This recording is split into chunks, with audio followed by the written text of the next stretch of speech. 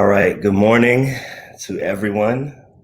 As you come in, go ahead and share this and try to see how many screens I can monitor at one time. I'm excited for this morning. Hold on.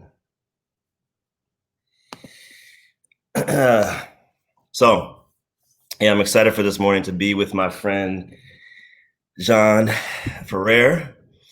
We've built quite a friendship during this pandemic time, I guess. And we're building something else as well, so stay tuned. I can't go into a lot of detail at the moment, but stay tuned for that. John, can you go ahead and just kind of briefly introduce yourself, tell us a little bit about your background in apologetics, and then we'll go ahead and get started. Sure. My name's John Ferrer. If you ever look at the name and you want to pronounce it Ferrar, don't. Just think rare fur and then switch it.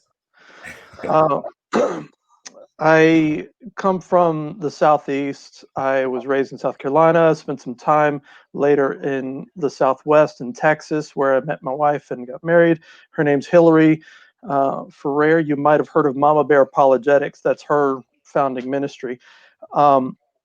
I have a background in defending the faith that goes all the way back to my childhood, having little informal debates and arguments with my brother about whether Christianity is true. Well, I spent maybe 15, 20 years deliberately doing apologetics and training for ministry, including apologetics. And I did my undergraduate and 2 master's degrees and a PhD, ultimately in philosophy of religion, so that I would know what I'm talking about, so that I would be a more effective defender of the faith. Because when it comes to defending the things we love, that's as natural as anything, and yet so often we're reluctant to defend Christianity, defend Christ, defend the Christian worldview. I think that says something about a heart level issue for us oftentimes, if we're not willing to engage our minds in that aspect of loving God with our whole selves. So anyway, I love apologetics. I do some debates. My pet topics are cultural issues and the problem of evil, which is, can God exist if there's evil in the world? Anything else? No, that's great. That gives us the insight we need to know. So listen, you all, I want to, with everything I do, as you know, I want to make things practical.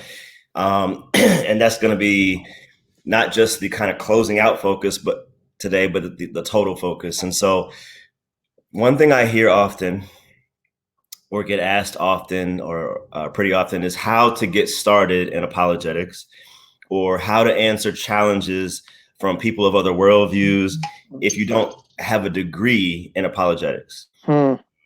Parents want to know, how to answer their kids' questions, and those questions are coming younger and younger. I remember my daughter, my oldest, was about, I guess, 6 maybe, and yeah, because 5 or 6, because I was giving them a bath, and at this point, she asked me, how can Jesus be God and God be God?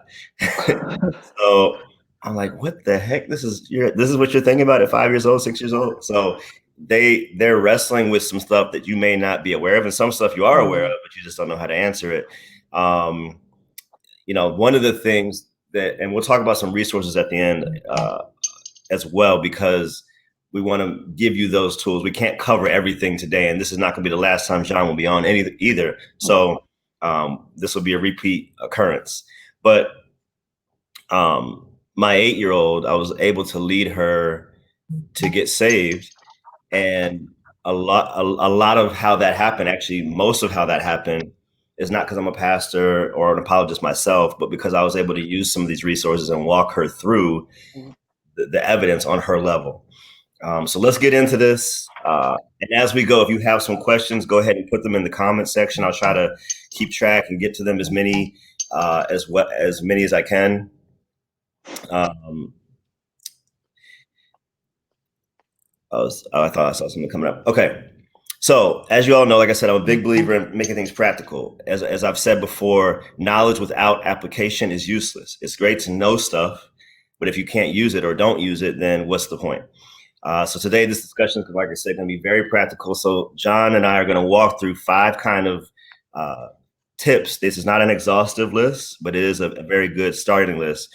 And so, John, the first thing that we had discussed or that you had brought up was when you're not just with your kids, but since that's the focus today, we'll say with your kids, you want to dignify the question. What does that mean? Can you explain that for us? Well, oftentimes kids are asking questions to understand. Other times they're asking questions to be playful. Sometimes they're asking questions to be obstinate and to get out of doing work. Uh, but whatever the cause, it's important that young people understand that home is a safe place to ask serious questions, sincere questions, thoughtful, curious questions, because questions are the primary means that we approach things we don't understand and try to understand them. Right. If we're scared to ask questions, then we're scared to dig, scared to learn, scared to um, be learners, have that attitude of curiosity. And so, one of the first things, one of the simplest steps when it comes to apologetics is find a way to say that that question is worth asking. Mm. And there's a lot of different ways you can do that, of course, and it depends on the question, but you don't have to be a rocket scientist or have, 4 degrees in ministry and theology, philosophy and apologetics. You don't have to have all of that if you are willing to encourage your kids asking good questions and walk with them in finding answers, which comes up next. We'll talk about that in a second. But mainly, I would say most of the work in apologetics revolves around this issue of dignifying the question, because you're not just talking to a floating head in the abstract realm where ideas are clashing into each other. It's person to person. Right. And people have feelings, people have intentions, people have attitudes. And by dignifying the question, you are in part dignifying the person, letting them know, I hear you. But there's no limit to how many different ways we could dignify the question. We could say, that's a good question, or I'm glad you asked, or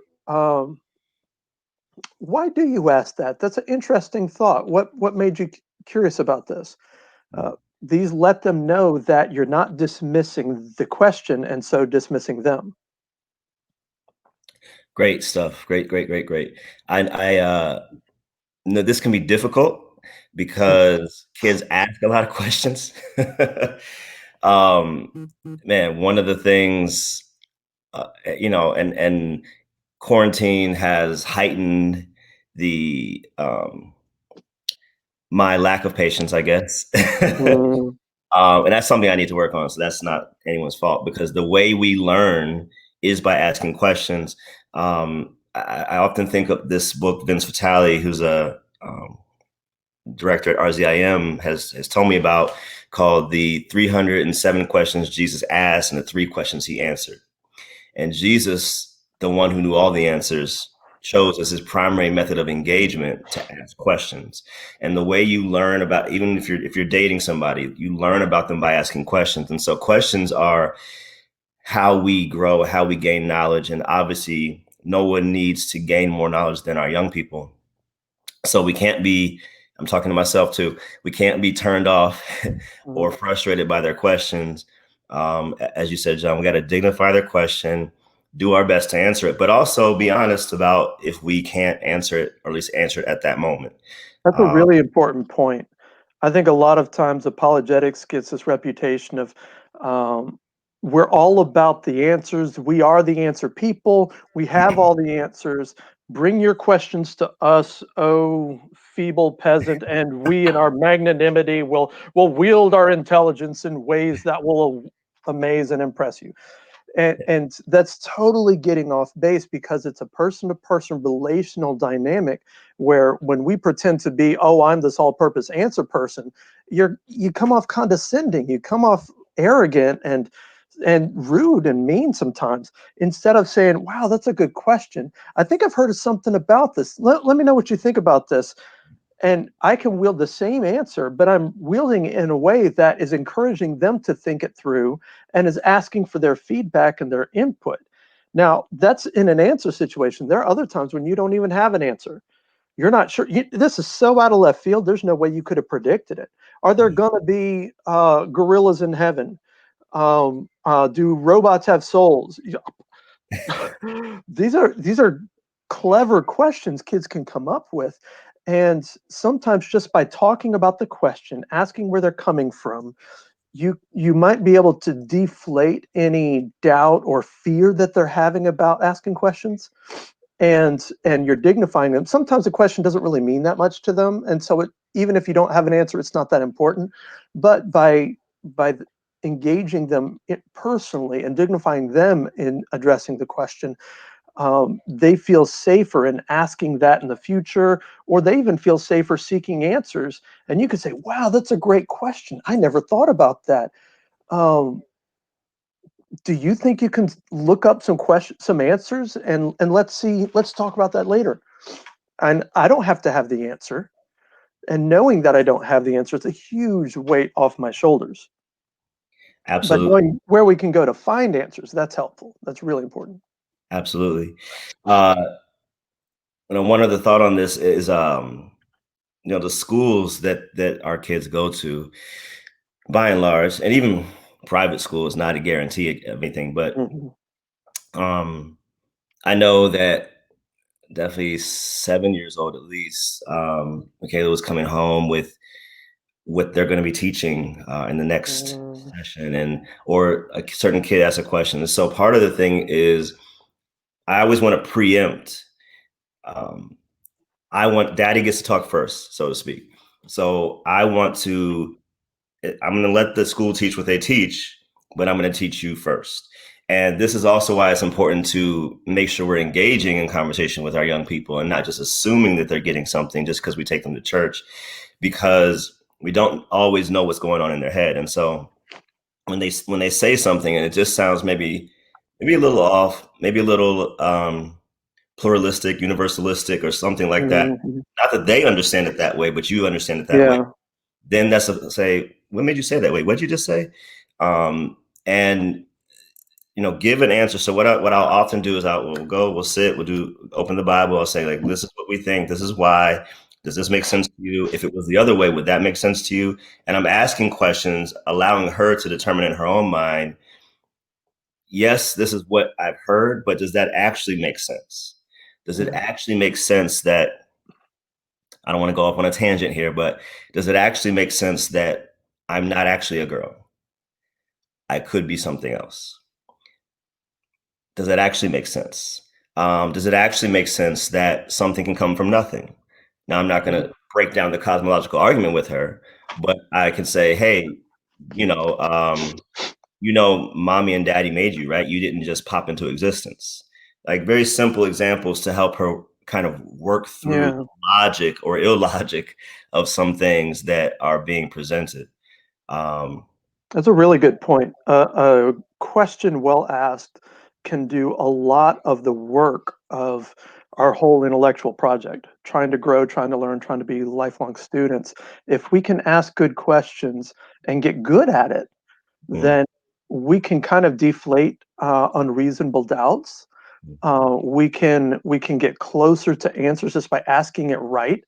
So if instead of just swallowing what authorities feed them, which parents like to do this when the kids are really young, and it makes sense. You're trustworthy, and you don't aren't trusting that child in just anybody's hands. But as they grow older, they're going to have to learn more mature skills, like how to discern good from bad authority, how to discern when a teacher is telling the truth versus mixing it with some lies. yeah, And so this swallow whatever authorities feed you mentality might work when you're 1 year old, mm, 2 years old. But as they're getting into kindergarten and first grade and older, they need to have a few working discernment principles in place, and asking a good question and not just swallowing and trusting mm. can go a long way. Yeah, absolutely. So, listen, y'all, like I said, this is a really, really quick crash course. This is not going to be exhaustive. One thing I always, especially with my discipleship class, and I used to teach at church for adults, I always tell them, like, look, you're not going to know, not because I'm so smart, but you're not going to get everything I say in this hour, because I've actually prepared to talk 2 or 3 hours and I'm trying to condense it. But what I do want, and I consider it a success at the end of my teaching, if I've sparked you to keep learning on your own, then I consider it a success. So what we are hoping to do is give you some tips, absolutely, but we also want you to continue your learning process. Before I ever went to get my master's in apologetics or anything like that, or learn from RCIM or cross examine, I was self-taught for several years. And then I went and got the training and stuff like that. So there's a lot you can do. And like I said, we'll share resources at the end. I want to move to the second point, engaging their curiosity. If you have kids, they're good. They're curious. Babies, most of what you do as a parent when a child is very young is tell them to stop touching that. That's half of your day. Stop it, stop it, stop it. Don't touch that. Don't eat that. So they're curious. And as they grow older, that curiosity remains. The question is, how do we engage it effectively? So, John, can you elaborate on that? Well, I want to connect that curiosity. I'm hearing a little echo. Okay. I want to connect that curiosity to the future skill of being able to teach themselves and anticipate objections, problems, challenges that are, from 2040 on, 2030 on.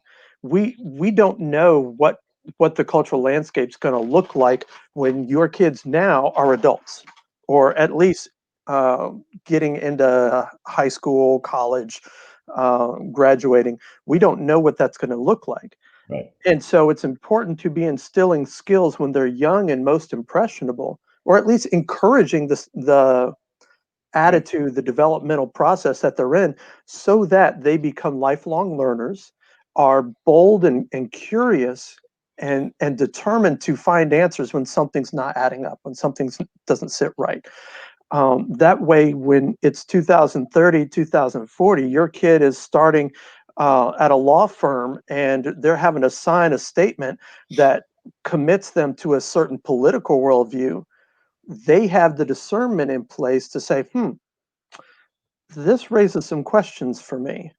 I may not have all the answers, but I recognize this smells fishy because I've trained my baloney detector over the years through lots of practice asking good questions, because my parents encouraged curiosity back at home. Encouraging curiosity is in part a matter of dignifying the question. You you are creating an environment where it's safe to ask questions, but you're also taking those early steps in helping them to find a game to enjoy, to make a project out of learning things.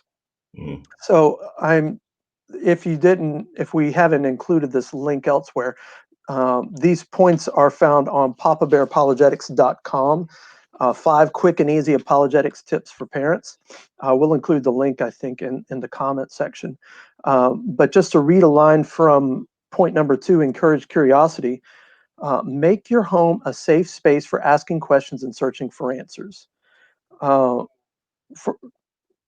let's see. When you're dignifying your kids' questions and cultivating curiosity, your children can feel more safe and courageous in searching for answers. That's because they know they can ask you questions and that you'll try to help. Now, stepping back for a second, practically speaking, parents are busy and your child's just asking questions off the cuff. They're not thinking about how busy you are. They're just thinking about whatever the latest question is. But you can still pace it out and say, that's an interesting question. You think we could talk about it over dinner tonight? Why don't you raise that question at dinner? And so you're dignifying the question and you're encouraging them to keep thinking about it. Because dinner time, that's a couple hours from now, and they have time to process. And then you create this family discussion that this child's question helps stimulate. And Yeah. that's important. They get to be part of it. It's great. I remember, and this wasn't apologetic related, but you just made me think about this when I was younger, I guess late elementary-ish age. if I had a question about something, or if I didn't know a word, if I couldn't spell a word, my Mhm. mom would make me go to the dictionary and find it and look it up. Mhm. Now, this is back when there was actually such a thing as a book called a dictionary Yeah. and encyclopedias on the shelf that took up the whole shelf. Mhm. But my vocabulary increased much quicker and at a very exponential rate because Mhm. because once you find information for yourself, now you own that information. Mhm. And as our young people are taught to not shy away from their question, but Mhm. engage that question, then they own that truth. It's not just what the Sunday school teacher said or what Mhm. mommy said, and I think about, I guess, our parents' generation and older, the whole don't don't say that, just believe, or just have faith, Mhm. or don't question God. And with a non-internet age, that worked a little bit. But Mhm. now with Google and YouTube, you can't parents we can't get away with that with our young people because they have at their fingertips thousands of answers, many of which are incorrect, but how are they going to work that out? And Yeah. that's our job. And so I think the other thing that I know what causes some apprehension with parents or anybody really with being comfortable in this particular point of engaging their curiosity is because we don't feel confident we have the answer. So we want to shut the question down quickly Mhm. so that we don't have to engage it. And one of the things, even when I'm telling my daughter the answer, so to speak, and not just telling her, but showing her, hey, this is scripture, scripture, scripture. This is other evidence. So I'm building that case in a very short amount of time for her. But I Mhm. also am very careful to tell her, look, everyone in the world does not have everyone in our family, not our nuclear family, but everyone in the extended family doesn't even share our worldview. Mhm. I started talking to her about atheism probably when she was 6. So Mhm. I want the first time that they hear about other worldviews to be from me. Mhm. That I think, and I don't want to just control the narrative. I want to expose and say, I'm not scared of what the other people believe because I'm very confident in why I believe what I believe. And I want you to have that confidence. And not just I'm telling you to have that confidence, but you see me live out of that confidence. You're And touching on something really important. I'm sorry, I didn't wanna. no, no, no, go ahead. Okay. You're touching on something really important there, that a lot of the challenge in parenting flows from the fact that parents are still growing. They're still maturing, and their insecurities, their fears, their doubts, all their personal foibles, that child is going to find a way to push every one of those buttons eventually. Yeah, and that means that with parents, the more secure we are in our Christian worldview, the more we've studied and learned some of these good answers, and the more courageous we are with this kind of stuff because we've asked tough questions and found firm, solid answers. The more experience we have with that, the safer environment we can create for our kids because their questions aren't as scary to us. But yeah, when that child says, "Who made God?" If that's not a question we've ever interacted with, yeah, and that may seem like it's kind of out of left field, but that's a question that's come up so often that there's whole books dedicated to that topic. yeah, If we haven't uh, thought like that, if we haven't asked those kinds of questions, and we grew up in an environment where it wasn't safe to ask questions, then we might not know what that looks like, and we might not feel very safe trying to create that environment for our kids. yeah. Great point. Well, that actually flows very nicely into the next point, which is practice finding answers. So, um, well, I'll let you start. I mean, obviously these two kind of tie together because you're saying, Mhm. if we haven't wrestled with actually doing that work of finding answers, not that you're ever going to have every answer. Look, I actually yesterday I finished my master's in apologetics. Um, Congratulations. thank you. Prior to that, I did 3 years of studying with some of the world's leading apologists: Frank Turek, Jim Warner Wallace, Greg Kokel, Sean McDowell, many others, Bobby Mhm. Conway. Then with RZIM, and even with all that, I don't have every answer. But that's not the criteria. The main criteria is to love your kids well, and one of the ways you love them well is by doing the best you can do for them.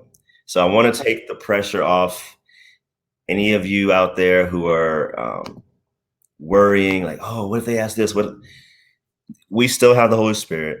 Hmm. That's still your number one asset. I feel bad calling him an asset, but um, you understand what I'm trying to say. So take the pressure off, do some work though, and this is where Yeah. you practice finding those answers. Go ahead. I like that balance you're offering. You're acknowledging that parenting's hard work. Parents feel like oftentimes they have way more that they're responsible for than they have time and energy to do. And when some apologists, self-proclaimed, I'm an expert in this field, they come speak at their church or on some online video and starts making it sound like, hey, you parents, here's 32 more things you need to be doing before you can consider yourself a good parent. It's like, oh, I'm so overwhelmed. Yeah. But I think instead of approaching it like that, we can say, here's a bunch of stuff you're already doing, and here's how you can tweak it so that you're allowing for these poignant teachable moments to happen so that your child's growing in their faith while they're growing under your leadership. Mhm. And it's not new stuff, it's just tweaking what you're already doing. So you already want your child to learn, you want them to grow, you want them to mature. So why not take some of the interaction you have with them, and make it a learning project, or say, hey, as in practicing finding answers, why don't you go look at the family computer we've got on the counter over there? You know, the one facing us, so there's no privacy. Why don't you go take a look at that and see if you can find two possible answers to your question? And Mhm. then come back to me at 11 and let's talk about that. That's You good. see, that empowers them to go off on their own. They've got a short-term learning project, and they get to make a little back and forth dialogue about it. So they're learning how to interact with a possible answer. But notice, two answers. Don't just find the answer, because right now part of the challenge kids have is that there's such a glut of information coming at them. There's so many different voices trying to speak authoritatively, that one of the key skills they need to learn is how to distinguish fact from fiction, how to distinguish real news from fake news, how to distinguish actual authorities from somebody who watched a YouTube video and now think they're an expert. Right. And so finding two answers, and then let's talk about it and see which one's probably more correct. Maybe both of them are wrong, but let's talk about it. Yeah. So that's one way to practice finding answers, but also um, uh, walk with them through a Google search sometime, or show them how to use one of those archaic inventions, a dictionary or a lexicon. Maybe you've got that kind of thing on your shelf somewhere, and you can help them interact with some of this stuff. Absolutely. Sorry. Just trying to keep up with y'all's comments too. Yeah. I think once again, I was just watching a debate with William Lane Craig and somebody I can't remember, but oh no, he was actually talking about debating, Hmm. and he was saying how one mistake that they were asking him, what mistakes do you see some apologists making in their debates, and he said being overly aggressive. And what it's when you're overly aggressive, not that you would necessarily be this with your kids, but it translates in a different way. When you're overly aggressive in your response, think about this in life, all the times that you've done it. I've done it. We've all done it. Hmm. Oftentimes it's because you're not certain of yourself or your answer. So you're trying to be overbearing in your response to shut the whole conversation down. Hmm. And so I would say, you question his or her question your young person, not in a rude or aggressive way, or in a way of that will maybe in their mind shut the question down, even Hmm. though you're not even berating them. But Hmm. I think being gracious in it, and I say this because I have two daughters. They will cry at the drop of a hat. So like take much. Um, so I've had to learn a lot, not just in answering questions like this, but just in general. Just I've I got bet. three women in the house. I'm the only guy. Y'all pray for me. Pray for you. um, So I have to learn how to be patient, how to be gentle in responding. But that's actually good training for an apologist because that I think is a key. One thing Ravi Zacharias always used to say is there's no point giving somebody a rose to smell once you cut off their nose. Mm, So as you said, those two answers, the two answers strategy, I think is so good because especially when in my mind I'm teaching the cosmological argument, in her mind she's just trying to figure out what best explains the universe, the existence of the universe. Why is there something rather than nothing? mhm, And I've asked this question to keep kids and adults and people of all ages, and just logically, they've always given the same answer. mhm, Does it make more sense that something came from nothing or that something came from someone? mhm, Just logically, everyone mhm. understands that it just makes now that doesn't prove the case necessarily, but that's the logical conclusion that you would typically draw. Right. We've never seen something come from nothing. And by asking for two answers, you're asking them, like they may have a bias in favor of one, but they have to at least understand the opposing view enough to describe it to you. And a Yes, lot of people aren't even willing to do that. right. I've gotten in my share of political debates, not formal ones, but Uh-huh. arguing over some policy or something someone said in politics.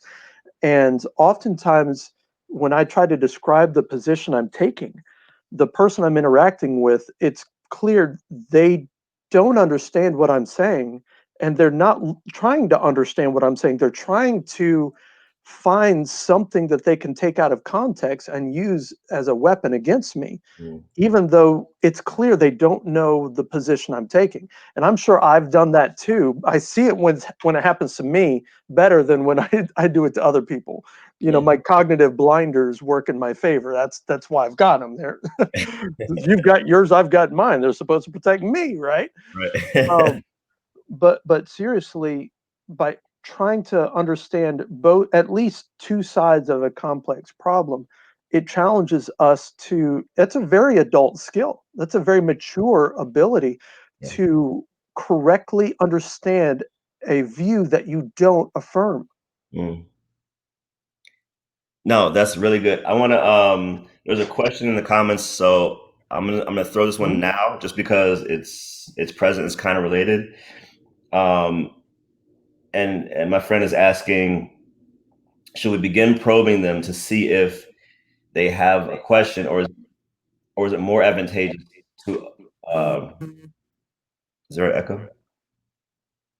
To await for them to bring the question to us. He says, I struggle with giving answers to questions that they're not asking. What do you think about that? I'm assuming if you're a parent, then uh, your free time is limited. I think it's fine to ask them if does that make sense? Do you have any other questions, or is there anything I can help you with? Um, Probably, depending on their age, um, they will have some kinds of questions, but they won't always be having questions because that we can't assume that they're always stopping and thinking deeply about what's going on. They might be thinking about, pancakes, and they just aren't really present to whatever this meaningful moment is that you're trying to have with them. And Yeah, so, they're still kids. They have the attention span of kids. yeah, Um, and there will be later years once they get to teenage times that they may have questions, and the last thing they want to do is talk with their parents about it.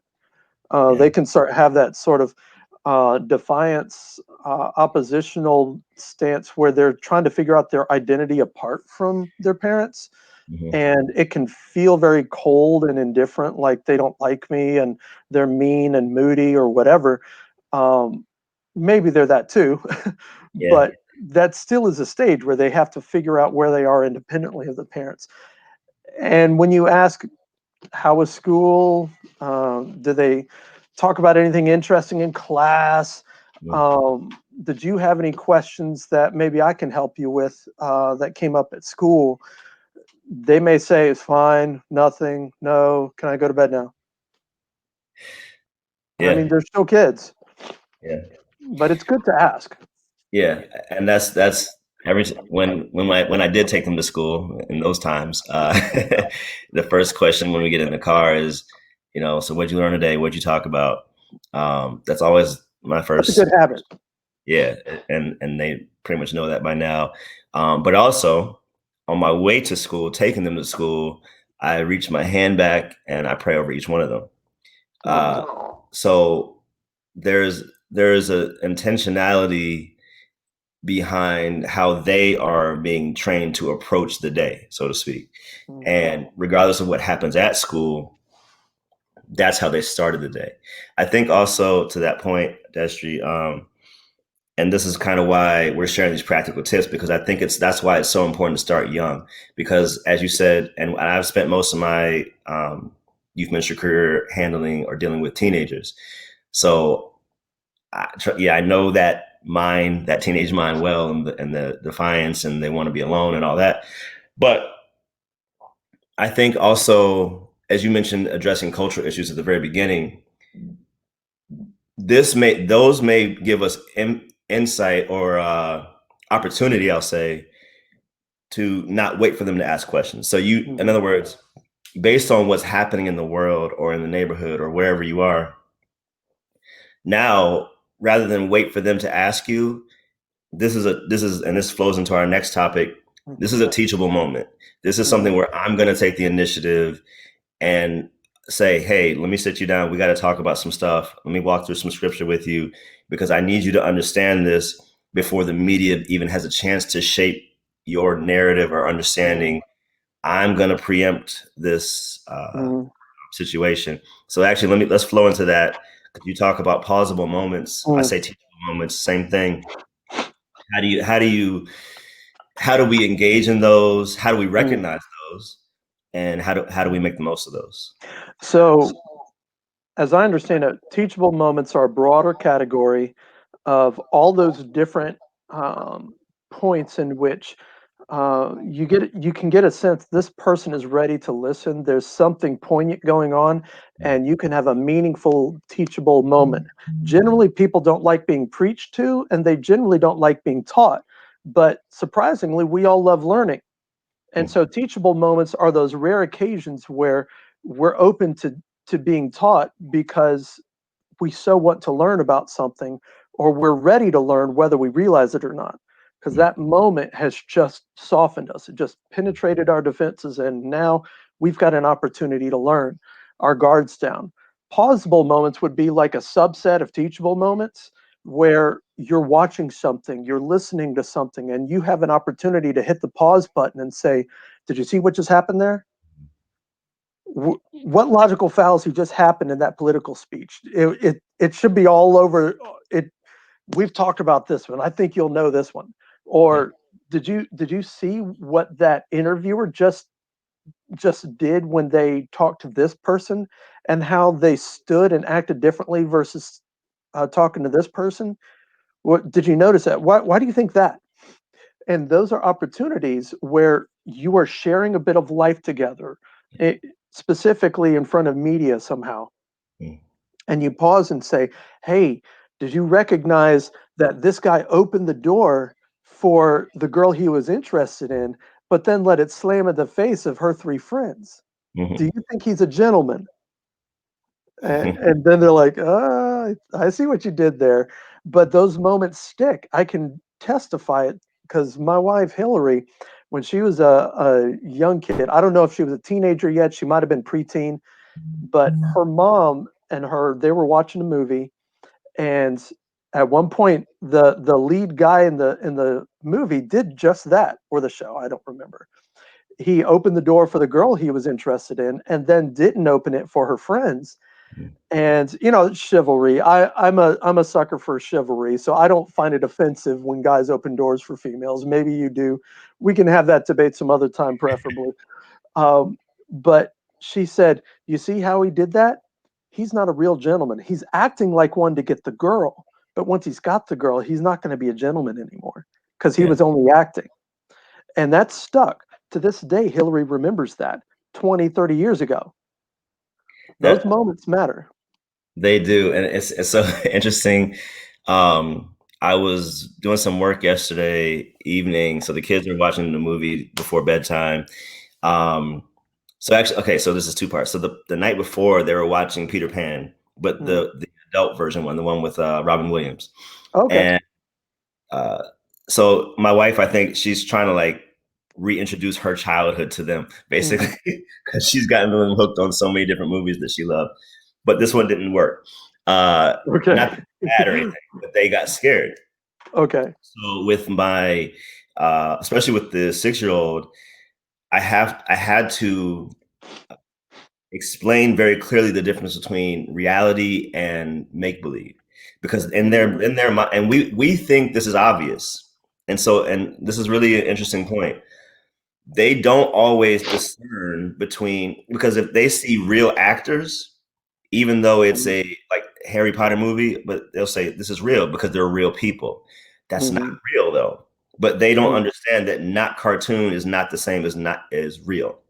Hmm. So they were getting scared, and I was like, well, let me explain reality versus fiction.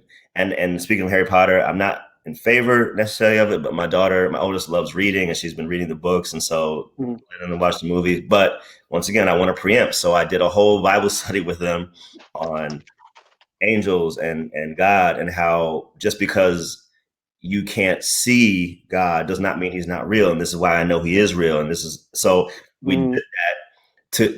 to make sure that they could understand that God's not magic.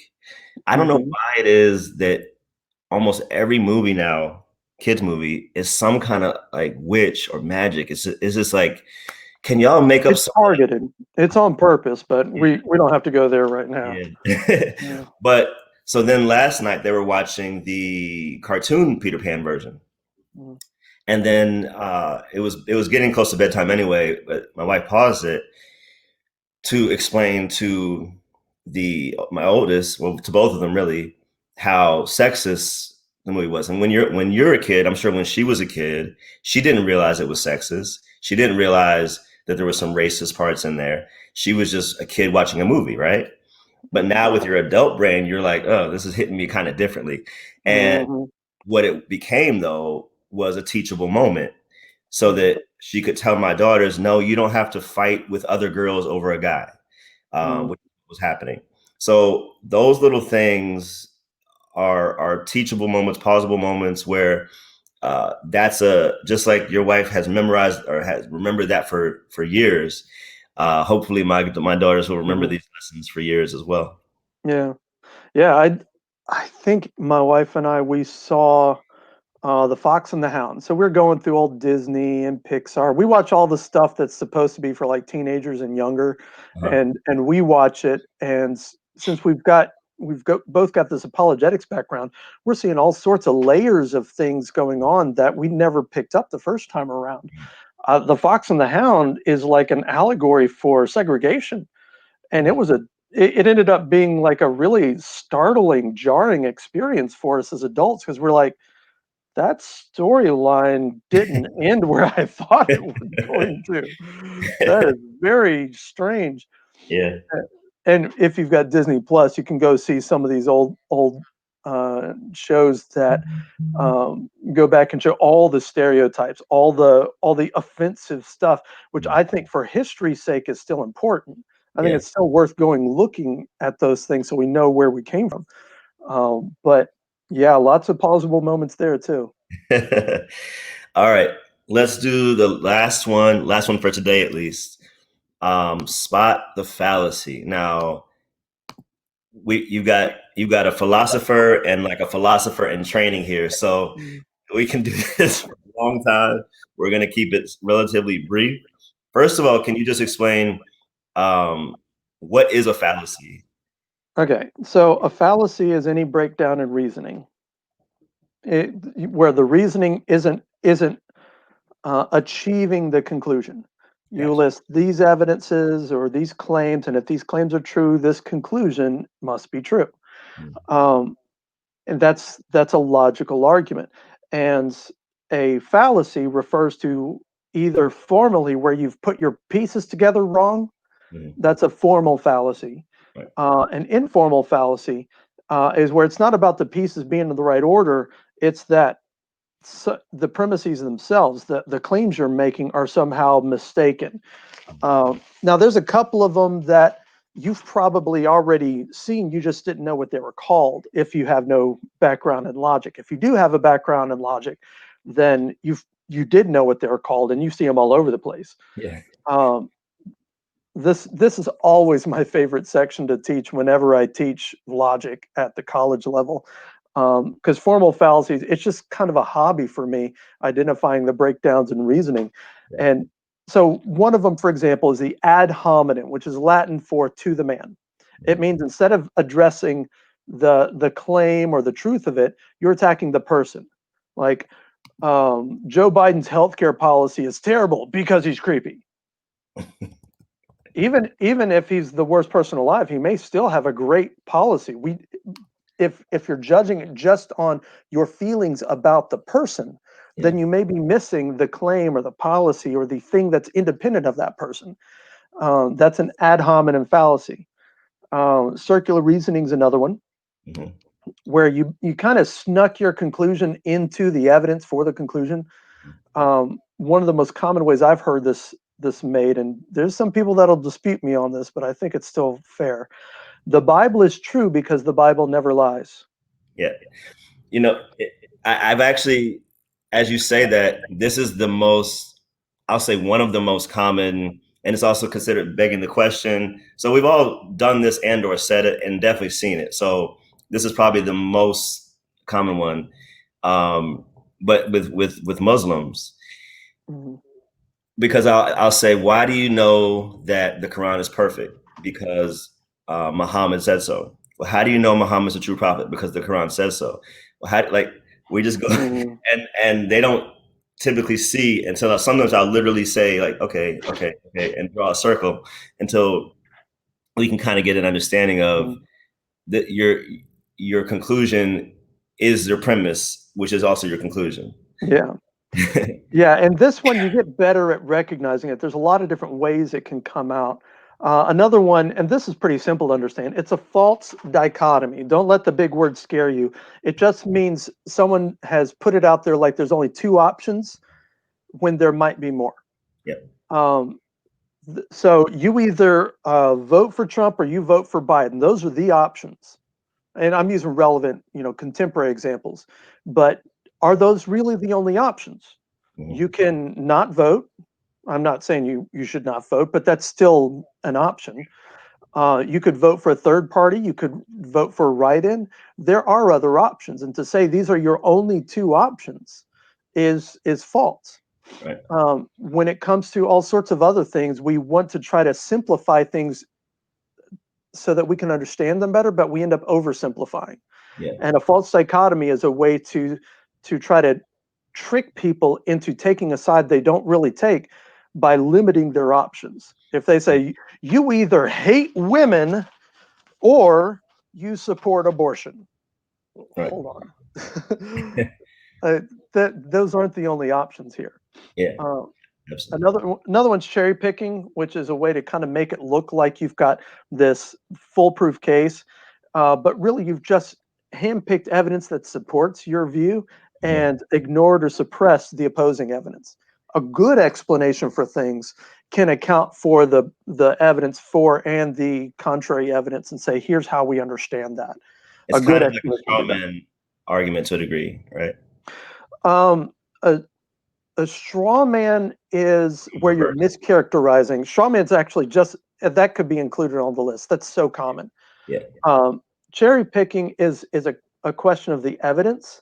You Mhm. cherry pick evidence, like you're just picking just that cherry off the tree, just Mhm. this one, just that one, and you're leaving the other cherries that aren't ripe yet. You're leaving the rest of the tree. A fair explanation, a good, strong explanation, doesn't have to pick only the evidence that agrees with it. It can take all the evidence because it's true. It corresponds with reality. Right. So it can account for anything out there that is a real fact, Right. because it is indeed the fact of the matter. Right. I think specifically with historical oh, let me back up. Historical epistemology, word dropping on us. There's Let me that say dictionary coming out again. historical analysis. um, what you would think of as explanatory scope and explanatory power. So explanatory scope says it explains this particular idea or theory explains more of the evidence Mm-hmm. than other opposing or competing theories. And Yeah. explanatory power kind of is similar, but it's just more specific in that it explains, or this theory has the power to not have to include kind of contrived conspiracy theories to make it Mm-hmm. work. So Yeah. where I see this sometimes come up, well, actually, go ahead with the rest of them, and then we'll come back. Well, I'll add straw man in there because really I should have included that in the list here too. I might go back and write it in. Straw man, picture a scarecrow. How difficult is it to beat up a scarecrow? Not hard at all. A straw man is when you mock up this impression or theory of an idea so that it's really easy to defeat. The purpose is to make it easy to defeat, not necessarily to correctly and responsibly present the other person's view. Yeah, Straw manning is when you're trying to make the other person's view look ridiculous so that it's easy to defeat. That happens all over the place. Sometimes it's by accident because we don't really understand it because we haven't taken the time to really interact with it. Genetic fallacy is another one. If you think of genetics, that's where our bodies come from. So genetics refers to the source of a thing. It's affirming or denying an idea entirely because of its source. So, oh, this idea was taught by Aristotle, but he was a pagan, so we can't believe it. right. Well, if it's true, it's still true, regardless of the source. And I recommend in the article making a game out of these, because when you are trying to get oriented to them to learn some of these things, I recommend a website, yourlogicalfallacyis.com, and look them over. It's actually kind of fun, I think, to figure out some of these things and think of some examples and then start looking for other examples. And if you can get your kids doing it too, it can be kind of fun. And then you can make sort of a kid-friendly drinking game out of it so that next time you tune into a political debate where you're going to find lots of fallacies there, eat a piece of popcorn every time someone spots a fallacy, Yeah. or have a drink of water, or eat a Reese's Pieces, or one. What are the little ones called? The Skittles sized ones. Yeah. Are those Reese's Pieces? But I know what you're talking about. Yeah, yeah, not the Reese's Cups, Reese's Pieces. Yeah. Yes. Yeah. These are, and like I said, there's dozens and dozens of fallacies, you all. So we're not going to cover all of them. These are the most common ones. I'm gonna throw a couple more in there. The red herring Mhm. fallacy, where the other person attempts to, or knowingly or unknowingly, even distract from the original topic. So, example, I say the fact that the universe had a beginning shows that there must have been a beginner to begin it. And then the atheist responds, well, what about Israel removing the Canaanites? Like, what? Mhm. How did we get over there? So shifting the goalpost, so to speak, so that they can kind of argue on a plane that they're more comfortable with, or they think that you have no Mhm. response for. But even if you don't, that doesn't negate the validity of what you were saying. Um, Mhm. and let's talk That's about a one good more. one. Can Yeah, I comment on that? yeah. So the red herring, the root of that fallacy, the name, is one of the ways that they would test hunting dogs or tracker dogs, whether for like police or for hunters, to see if they can stay on a scent trail.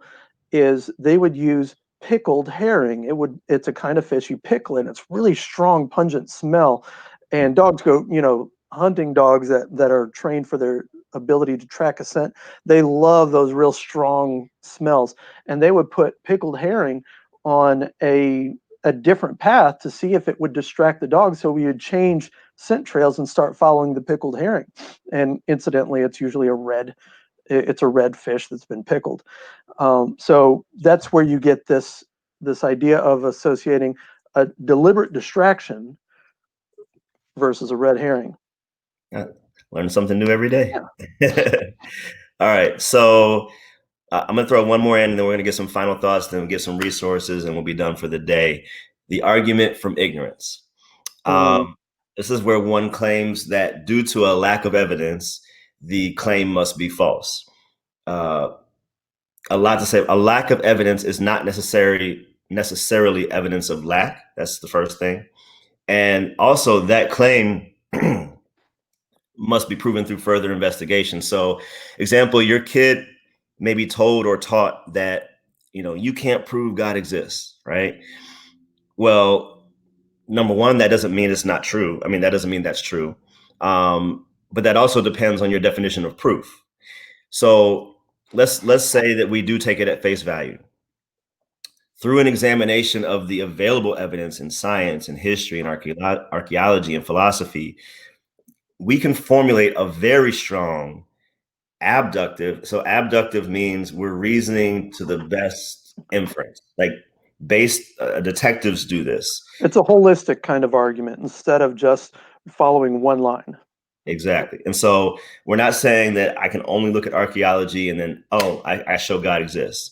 But when I put everything together, it's a really, really strong case that it's hard to explain um, how the cause of all these different interlocking things and events and realities, that the best explanation seems to be a personal, powerful, immaterial, spaceless, timeless, benevolent being, and that is whom we refer to as God. So we're not saying this is a quote unquote God of the gaps. We're saying based on what I see, I don't see a way around this conclusion Yeah. logically. And that is something like that you grow over time, and maybe your kid will gravitate towards the scientific aspect or the philosophical aspect, but there are multiple avenues that we can take them down to arrive at a thorough, holistic, as you said, case. And what's also typically embedded in that false argument is the notion that science has proven everything and nothing could be further from the truth. And I'm taking this from the world's leading atheist scientists, that they can't explain the origin of life. It's a pretty big thing. They can't explain the origin of the universe. I mean, they can explain what happened, but explaining mechanism is not the same as explaining Mm. causality. So I could go on and on with that part of it. I just want Yeah. to understand that we can we have a lot of different buckets that we can pick from, and maybe your kid is more inclined to a certain lane of evidence, then go deep with that one. Mhm. But understand that more exists. So did you want to throw something on Yeah. that one? That's a really interesting fallacy. I wouldn't want to add a whole lot. I gather we're getting close to the end of our session, but distinguishing argument from ignorance versus an argument from silence, these can be very similar. Maybe we could have another show to talk about whether the arguments for God are God of the gaps, argument from ignorance, argument from silence, because I think that could take a whole Yeah. show to really just unpack what's going on there. Yeah. Well, yeah, let's plan for that. Like I said, you all, this is the first of many. Let me just give some final thoughts, and I want to stress this. I want to overstress this. Love your kids enough to ask and answer their questions. Ask them questions and answer their questions, I should say.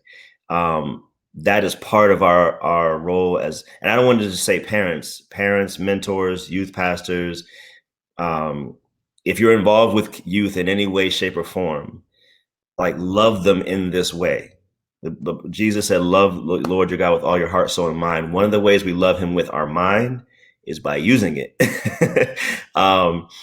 So do that. And Jim Warner Wallace talks about inoculate them, train, don't teach. Um, the idea that when you get a vaccine, I know there's so much talk of that now, but the idea is that you have a small dose of what is harmful so as to protect you from the full brunt of that. So, like I said before, I want my daughter, and I haven't gone this far yet, but I will teach her about Hinduism and Buddhism and Islam. And we've already talked about atheism, and I've walked through the evidence for Christianity. Like, because I don't want her to get to college and feel like I hid something from her. Mhm. And I see so many kids, and this is why we see the trends, the statistic where it says 65% are walking away after they get through college because they got exposed to something in college by a professor and they weren't prepared for it. Um, Very simply. I want to close with a quote, and then I want to let John close as well. And one resource is by this young lady named Natasha Crane, who's written several, I don't know, at least two books, right? But keeping your kids on God's side. And I actually trained with Natasha at Cross Examine. She Mm, said this though: the time and consideration we give to our kids' faith development is an investment, not a purchase. And I love that because uh, we have the responsibility to steward these people that God has given us. And how we do that and how we do that well is by engaging in these types of conversations and providing them with as much as we can in the way of answers. So, John, anything you want to add on that? And then obviously we want to get to Mama Bear as a resource. Oh yeah. I would just kind of cap it off by saying one of the best ways to empower and encourage your kids as budding apologists is for you as a parent to be a curious question asker, answer seeking type of person. You model that to your kids.